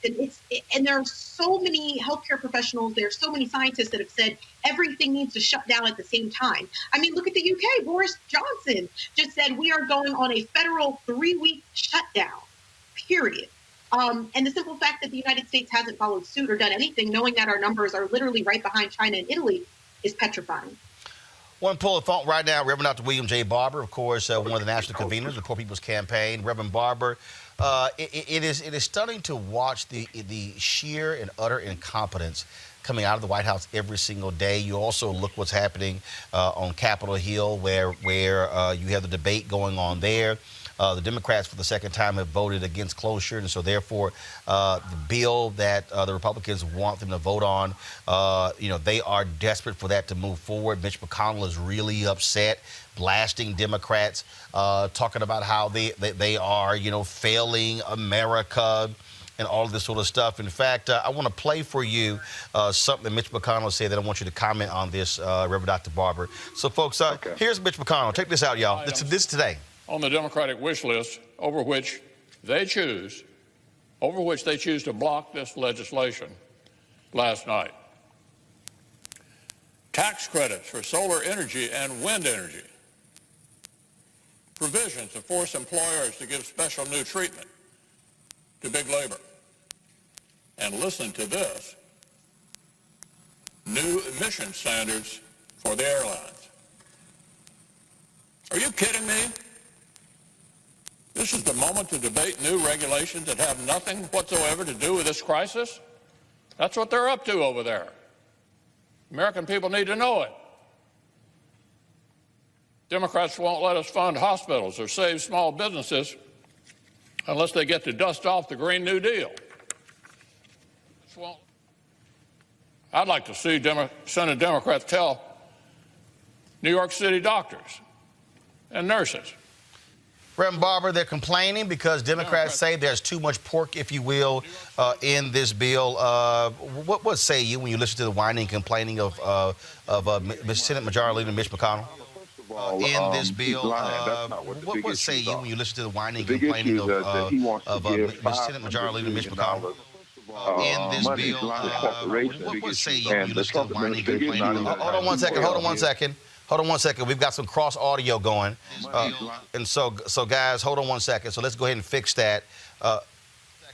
Okay, Reverend Barber, we're hearing some cross audio. So on your end, if they could turn down or just turn down the audio from the show, then we can actually hear you. Okay, go right ahead. So first of all, Mitch McConnell is lying. One of the main issues is that they want to give $500 billion to corporations without any riders on it, the Trump administration, once again focusing on the corporation and not on the community, not on the poor, not on the working poor, and not on the people who are on the front lines. And he knows that. When he calls it a wish list, for instance, strengthening health care for him is a liberal wish list and not something we need to do to save lives. Making sure people have money. They don't even really want to give the meager amount of $1,000 because in one of the bills, they even make that so that the money that you get went down, the poorer you are. So this is, again, Republicans who want to make money off of people suffering, who believe the answer to every problem is trickle-down economics. Just give it to the corporations. You even heard Trump say he doesn't want to nationalize certain things because, quote unquote, he sees that as socialism, when in fact we have plenty of socialism for the wealthy and the greedy. The other thing is McConnell, if you look at 2 million poor people in Kentucky, and he isn't even looking out for them because all he's concerned about is the corporate donors. That's all he's concerned about. And then the third thing, Roland, what I'm concerned about is, now if McConnell was up there arguing to get more judges that were against a woman's right to choose, you'd have all these white evangelicals and religious folks just jumping and supporting it. If he was talking about being against gay people. But when he's talking literally about passing a bill that's going to hurt poor and working poor people and not really protect us and not strengthen health care, you don't hear anything from them. Not one word. What he is doing is a scandalous and sinful use of political power. It is abhorrent to see what it's doing. It's abhorrent to see what Trump is doing, and the fact that one good thing about it, it is a good thing, is that we are seeing in living time that anybody who just says Trump, Trump, Trump doesn't understand the depth of this craziness. McConnell, in some ways, is worse than Trump and more powerful than Trump because the legislation has to come through him. And just getting rid of Trump is not going to be enough for this democracy. It's going to have to be a total reset. When you look at what the Senate, I listened to some debate earlier, and Susan Collins was railing against Democrats, and John Kennedy, and all of them were just railing against him. What, for you, what should this bill look like? Should it be first, let's deal with the workers, or when you hear Trump say, "Oh no, we got to help the airlines and the cruise lines, and we got to help Boeing," and I didn't hear him say we got to help the employees of Boeing. It was like, nah, we got to help Boeing. Nope, and that's the point. They want to give more money to the same people that took the other tax cut and basically bought their own stocks. That's their side. But now we have to understand, throughout history, there have been those who were cynical enough to make money off of people's hurt. There are a lot of people that made money during the Great Depression. When Roosevelt pushed the pass Social Security, there was some that said, don't put it with the agrarian culture and the domestic culture, left out 50% of white women and almost all black people. But you don't hear them saying, let's protect the nurses' aides and the nurses. And I'll tell you another group, let's protect the janitors who have to clean the soil piece. We're talking about people who are at risk. Let's protect the maids. Let's protect the sanitation workers. Let's make sure everybody has a living wage. Let's make sure, and not just for 3 months, but permanently. Let's make sure we make permanent paid sick leave and time off. You don't hear them arguing for those things. It's all about we have to do this $500 billion. Now, remember, that's $500 billion on top of already $1.5 trillion that they found overnight. And isn't it amazing, Roland, that when Bernie Sanders or Elizabeth Warren were talking about Medicaid for all, the whole argument by Democrats and Republicans is we don't have the money. We can't find the money. And isn't it amazing that they want to give all this money to the airlines and the cruise liners, and some of the cruise liners don't even have their offices in America, by the way.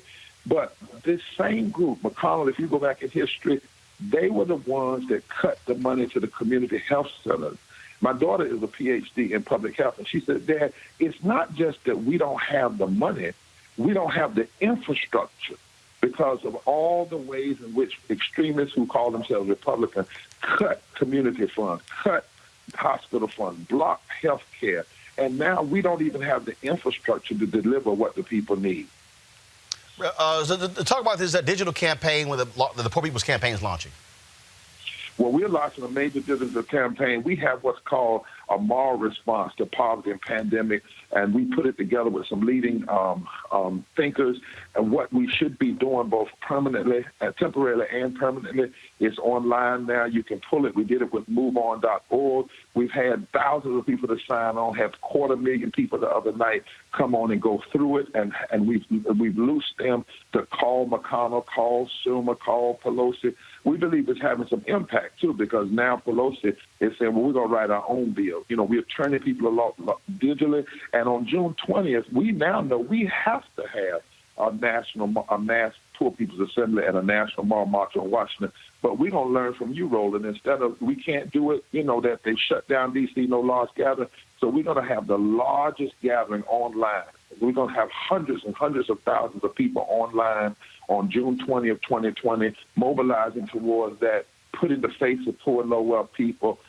We're right now, we cannot wait, Roland, another 2 years to then come back and analyze this and show the inequity. So we're working with 2 think tanks, one out of Harvard, one out of UCLA, and one out of D.C., examining the inequities right now and challenging Democrats and Republicans. And in June, we're going to have a mass gathering to continue to push the agenda we were pushing before the crisis. Here's the last comment, because what we have to say is the crisis did not start for a lot of people in the end of February, March.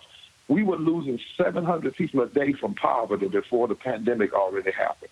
250,000 people a year, 140 million people poor and low wealth, before there was ever a germ. The pandemic has exposed the already existing fissures and crisis in our society. And so we're going totally digital for this mass, but we can't. Somebody said, why don't you postpone? We can't postpone. The last thing we can do now is postpone. The thing we must do is stand up and speak out, particularly for the 140 million, 43% of this nation that are poor and low wealth, that are not being dealt with in most of this legislation. Well, especially since, of course, the election is still going to go forward. I mean, there will be an election in November. That's right. And that's why we said June 20th. We're mobilizing to June 20th so we can organize after June 20th. We're mobilizing people not only to tell their stories and shift the narrative, but to build power. We have a study coming out. I hope we can release it on your show. Absolutely. And that study is going to show what will happen, what could happen if just 2 to 3 to 5% of poor, low-wealth people were organized, mobilized around an agenda, and they voted. It could fundamentally shift. In fact, the margin of victory to move McConnell lies in organizing poor and white folk in the mountains and black folk in the cities of Kentucky. And the margin of victory exists among poor and low-wealth people who are not voting, not who are voting, who are not voting because they are not hearing politicians deal with their issues, which is why we're challenging Democrats to stop backing up. They need to make McConnell and them have to, if they want to vote stuff down, let them. But don't go in a back room and negotiate out. That's one of the things we have to say to Schumer and to Pelosi. Put a bill together that's what we need. Put it before them and make them vote on it. Don't negotiate poor and low-wealth people out and give in to the bullies and the corporations. We can't do that. All right, then, Reverend Dr. William J. Barber, we surely appreciate it. Thanks for being with us. Anything you need in the future, be sure to let us know. We'll be right here. Bless your heart. Thank you, Doc. Thank you, sir. Appreciate it. Brittany, I want to go to you. It was very interesting. Of course, last night, the Democrats did not go along with this Senate bill voting against closure. And it was a lot of conversation today because a lot of the Bernie people were upset with me because I noted that Bernie Sanders was not in Washington, D.C. He was in Vermont, and he had a live stream going last night. Go to my iPad, please, folks. You will see right here. This is, and actually some of them were lying, saying, well, though, Elizabeth Warren also did not vote. That's not true. What you see here are the people who actually voted last night. You see Mitt Romney not voting. You see right there Scott of Florida not voting. You also see Mike Lee of Utah not voting. Cory Gardner's on this list. He did not vote, and Rand Paul. Well, all 5 of them are being quarantined. Sanders was not. They were like, well, this is, you're wrong because it was closer and his vote wouldn't matter anyway. Here's my whole point, Brittany. If you're still in the presidential race and you're talking about, you're about advancing solutions, shouldn't you be in D.C., in the room, negotiating, trying to make it happen, and not in Vermont? Now, he says that was last night. He returned to Washington, D.C. today. I'm sorry, this is all hands on deck. If you are a member of Congress on the House or the Senate side, Republican, Democrat, Independent, I don't care, you need to be in D.C. doing your job. Yeah, it doesn't look good for Bernie. And, I've been a longtime Bernie supporter. But yeah, this doesn't look good. He needed to be there to vote. And it's not to say that I don't think he cares about the issues. I think that he, first and foremost, the majority of the policies that he's pushing forward, if they were the policies that were governing the nation, we would be in much better shape than under, Donald Trump or even, I would argue, Joe Biden's leadership, because it wouldn't be business as usual. However, this doesn't look good. I've heard a few rumors that he's sick. And of course, if he is sick, it certainly wouldn't help the campaign that he's trying to hold on to if that becomes public knowledge. But it doesn't look good. I have to agree with you on that one, Roland. And again, I just don't quite understand why Bernie supporters act as if he's infallible, like he can't be criticized or critiqued. Bottom line is, if you want to be a leader, you need to lead. And that is, you should be there talking to colleagues, trying to get them to be on your side as opposed to just staying where you are. Let me also go do this here. So there's been a lot of talk among Democrats that Joe Biden, what happened to Joe? What happened to Joe? Joe should be out there doing daily briefings. Okay, Joe Biden's campaign released this video last night. I want to talk about it. Guys, go to my iPad. We're trying to put a corporate bailout ahead of millions of families. It's families. It's simply wrong. We should be focusing on families. The White House and the United States Senate Republicans have proposed a $500 billion slush fund for corporations with almost no conditions. And you don't have to tell Americans where it's going to go for months. You don't have to explain what you did with it. The Trump administration could allow money for stock buybacks, for executive pay. Republicans refuse to increase Social Security at the same time, to forgive student loans, to take the necessary steps to stop evictions, ensure food and nutrition for vulnerable families. Senator McConnell should immediately allow a bipartisan vote. Okay, so here's the deal. All the people, where's Joe? Where's Joe? He was gone for 4 or 5 days. Campaign said they were building this studio in his home to allow them to do these video updates. Here's the deal. And let me just go ahead and be clear. And I talked about this last night on social media. I'll say it right now, Brittany. Love to get your thoughts. What in the hell can Joe Biden actually say every day? Here's the reality. Joe Biden is the former vice president. He's not the current vice president. He's not a cabinet member. He's not a governor. He's not a county official. He's not a mayor. He can't move resources. All Joe Biden can do is do a daily briefing where he criticizes Donald Trump. That's all he can really do. Now, if I'm a Democrat, now, here's the piece. If you want a daily Democratic response, you're actually getting it. You've got Andrew Cuomo, who's the governor of New York. You've got Gavin Newsom, the governor of California. You've got Bill de Blasio, the mayor of New York. You've got J.B. Pritzker, who's the governor of Illinois. You've got the governor of Michigan. You've got the governor of Wisconsin. You've got governors of all these different states like this here. The issue is here. If I'm looking for Joe Biden to comment every day, I need him to say something that's new every day.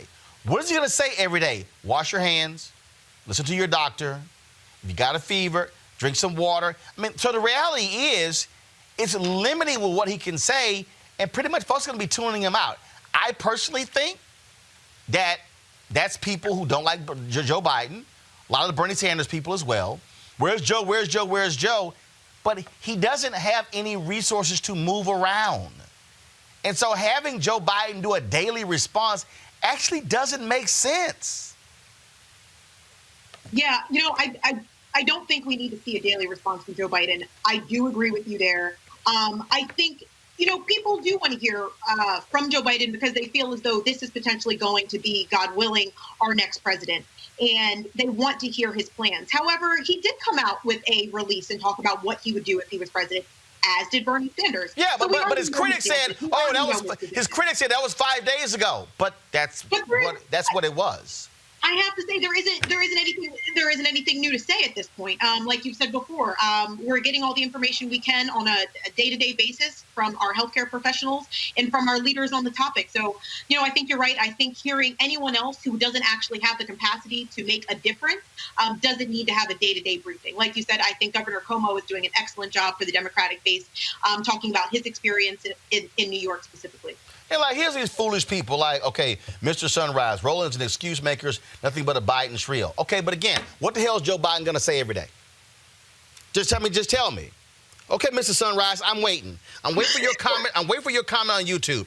Please type in, what is Joe Biden going to say every day? Who is still in the race and is actually in office? Bernie Sanders. Sanders should be talking every day. He's in the United States Senate. See, this is what is amazing to me when I sit here and again, the Bernie people don't want to sit here and they don't want anybody to criticize their guy. And look, I got the receipts. When Joe Biden is screwed up, I've said it. I've called him out. But I'm sorry. I don't know what in the hell Joe Biden can say every day that's going to be new and different other than, hey, whatever Trump says, I'm going to criticize him. Now, if that's what folks want, that's fine. But let me tell y'all who should be giving a daily update on the Democratic side. Nancy Pelosi, Steny Hoyer, Jim Clyburn, the Democratic leadership. It should be on the Senate side. Chuck Schumer, Elizabeth Warren. It should be Patty Murray. Should be the Democratic leadership. That's who should be doing it. And so the reality is, if you're the Democrats, you get to counter Trump every day by having your governors out there, people who are moving resources, making decisions. Joe Biden has absolutely no decision-making authority whatsoever on the federal, state, county, or city level. That's just my 2 cents. I just don't understand really what the folks are going to hear. So, hey, fine. Biden's going to drop a video every single day.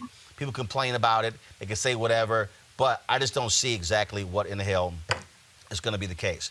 All right, folks, let me go ahead and do this story here. The Supreme Court has ruled against Byron Allen in his case against Comcast, ruling that the lower court, the Ninth Court of Appeals, actually made the wrong interpretation and that they need to go back and reconsider. They said that Byron Allen has to actually prove that was his race was the reason why Comcast did not grant him access to their cable systems for his shows. Folks, this was not a split decision. This was a unanimous decision. Even the liberal justices actually agreed with the conservative justices. Now, Byron Allen did release a statement. We reached out to him to try to have him on our show, but he released a statement. This is a very bad day for our country. Unfortunately, the Supreme Court has rendered a ruling that is harmful to the civil rights of millions of Americans. We will continue our fight by going to Congress and the presidential candidates to revise the statute to overcome the decision by the United States Supreme Court, which significantly diminishes our civil rights. Comcast said they were pleased with the decision and would certainly restore certainty. They said, quote, the well-established, go to my iPad, please. The well-established framework that has protected civil rights for decades continues. The nation's civil rights laws have not changed with this ruling. They remain the same as before the case was filed. We now hope that on remand, the Ninth Circuit will agree that the district court properly applied that standard in dismissing Mr. Allen's case 3 separate times for failing to state any claim. And so the Supreme Court, again, unanimously rules against Byron Allen today in the Supreme Court. Any comment, Brittany? I'm torn here. I appreciate Byron for holding corporations responsible. I think that's one thing that we can absolutely applaud him for. Absolutely, it's unfortunate. Do we want to see another person of color who's getting what is due, essentially? Absolutely. But it's interesting to hear what their arguments are in terms of why, his programming wasn't getting on Comcast in the first place. And they're arguing that it was the quality of work that was being produced, which is interesting in and of itself. But I will say this. I applaud Byron Allen for drawing attention to major corporations and holding them responsible to Black ownership. Well, I'll tell you what, though, but it does, I think it also significantly hurts him in that it was unanimous. Not a single justice actually agreed with his side. It's very rare in cases dealing with race. You're going to find a unanimous Supreme Court decision. Even the liberal jurists did not buy Byron Allen's arguments. Yeah, I don't want to out any of my personal friends, but I have a couple of folks that work in the the Black History Department over at Comcast, and they have a couple of critiques for Mr. Allen in terms of his him being kind of the champion of civil rights and equality among Black folks. It seems a bit ill-timed and disingenuous. I don't know how true that is. I don't know Mr. Allen personally. But I do think it looks bad. It does look bad. Like you said, the entire Supreme Court has unanimously said, we're not with Mr. Allen on this one. Well, again, it goes back to the Ninth Circuit, so we'll certainly see what happens there. All right, folks, that is it for us. Let me see here. Are they still, are they still going on with the long-winded news conference at the White House? Let me see here. Because clearly Donald Trump, y'all, is desperate for all of the attention, and that's why they're having this long-winded news conference. They still yakking? Go back. Let's see what new lives we can go in the last 3 minutes of the show. Their highest rating is today. And now all of a sudden they have difficulty because they've been closed up. So you need something to keep them going. But that money is not going to be wasted money. That money is going to be seen, and we could multiply that number by many times coming back to the American public. That could be a phenomenal thing. But most importantly, it's going to keep these great engines of jobs and ingenuity going. Very important. Yeah, how about one or two more and we'll go. Go ahead, please. Thank you, sir. Are there things you regret in the way you handled the crisis so far? Are there words you regret? I don't think so. I'm looking forward. I don't look back. I guess there's always something everybody regrets. There are things in your life you regret. We all regret things, but I really like to look forward. I'm a person that looks a forward thinker, I guess they would say. No, I think that we've handled it really well. It seems to be the American public thinks that we've handled it well if you look at polling data. But I'm not interested in myself. I'm interested in the American people. We have to get this going. We have millions and millions of jobs that were solid as a rock 3 weeks ago. And today, there could be questions. And the faster we get it going, the more likely it is that those stores, little businesses, big businesses, medium-sized businesses open up. And we'll get it going very fast. I really believe this is a pent-up demand. I think that as soon as we say, let's go, and it's going to be pretty soon. It's going to be pretty soon. It's going to be sooner than people would think. We're in a position to take care of our country, but at the same time to have the country really go up like a rocket ship economically, and that's great for jobs. It's great for everything else. Yeah. Mr. President, I'd like to ask a question for a colleague who can't be in the room because of social distancing. For whom? A colleague who can't be in the room because of our social distancing about Florida. He wanted me to ask, should Governor DeSantis have closed all of the beaches in his state? Well, that's really up to the governor. I mean, I think that, first of all, he's a great governor. He's done an incredible job, Governor DeSantis of Florida. And on the beaches, I guess he's recently made a decision, but you do have a lot of room on the beaches. And, I think it's just a decision that he made originally, and then he's refined it, and then he's done something that a lot of people agree with what he's done. But he's done a lot of things right. And he's been truly, he cares so much about health care, he cares so much about the cost of prescription drugs. He's been a fantastic governor for Florida. There's a lot of room on the beaches. He literally said there's a lot of room on the beaches. I'm done. Brittany, I appreciate it. Thanks a lot. I want to thank Avis and Scott for being on our panel as well as our great guests on the show. Tomorrow, I'm Roland Martin Unfiltered. That brother who's a county commissioner down in Florida who went off. Ooh, yeah. We're going to have him tomorrow, right here in Roland Martin Unfiltered. Folks, support what we do by going to RolandMartinUnfiltered.com. Join our Bring the Funk fan club. You can use Cash App. It's $RM Unfiltered. You can use our PayPal. You can use Square as well. Your dollars make this show possible. We keep trying to keep you abreast. And again, our goal is very simple. Every day, bringing you black experts you're not seeing these folks on cable news network or broadcast networks. That's why we do what we do every single day.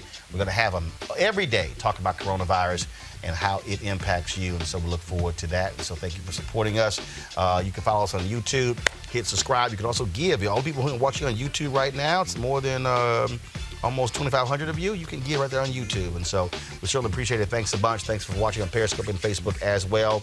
Don't forget, folks, to restream the show. You can see this when we're done. Also watch the restream as well. So I'll see you guys tomorrow right here. Same time, same place.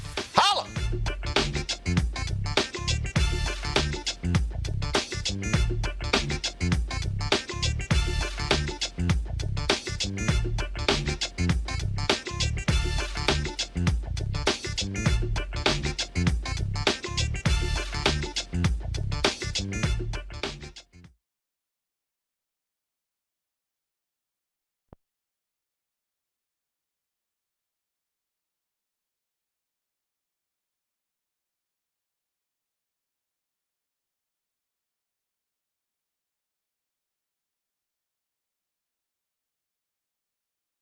You want to check out Roland Martin Unfiltered?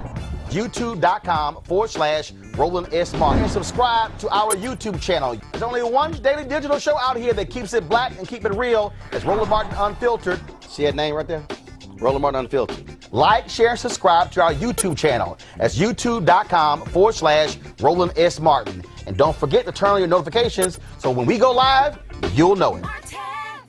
Hey everybody, this is your man Fred Hammond, and you're watching Roland Martin, my man, Unfiltered. Hi, this is Essence Atkins, and you're watching Roland Martin Unfiltered. Hey yo, Peace World, what's going on? It's the Love King of R&B, Raheem Devon, and you're watching Roland Martin Unfiltered. Hi, my name is Brescia Webb, and you're watching Roland Martin Unfiltered. Ow. Well, I like a nice filter usually, but we can be unfiltered. What's going on? This is Tobias Trevelyan, and if you're ready, you are listening to and you are watching Roland Martin Unfiltered. What's up? I'm Lance Gross, and you're watching Roland Martin Unfiltered. Hi, this is Cheryl Lee Ralph, and you are watching Roland Martin Unfiltered. I mean, could it be any other way? Really? It's Roland Martin.